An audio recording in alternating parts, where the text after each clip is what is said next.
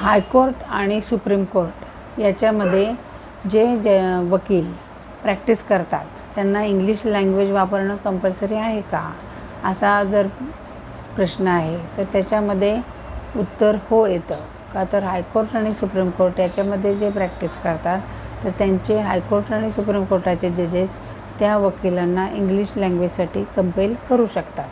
आता याचं कारण असं आहे की कॉन्स्टिट्यूशनच्या आर्टिकल 348 सबक्लॉज 1 याच्याप्रमाणे इंग्लिश ही लँग्वेज हायकोर्ट आणि सुप्रीम कोर्टासाठी कंपेल केलेली आहे.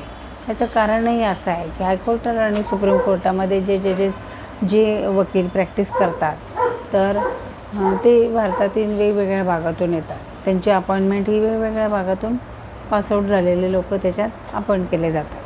तर आता वेगवेगळ्या स्टेटमध्ये वेगवेगळी रिजनल लँग्वेज आहे. तर वेगवेगळी रिजनल लँग्वेज सगळ्याच वकिलांना वेगवेगळ्या रिजनल लँग्वेज येतील का, तर नाही.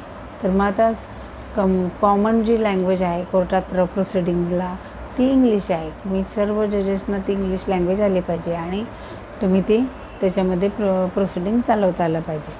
म्हणून आणि जर त्यांना दुसरी लँग्वेज घ्यायची असेल तर त्या स्टेटचा जो गव्हर्नर आहे तो प्रेसिडेंटची परमिशन घेणार आणि मग त्या कोर्टाला अलाउड करणार की ही रिजनल लँग्वेज तुम्ही वापरू शकता.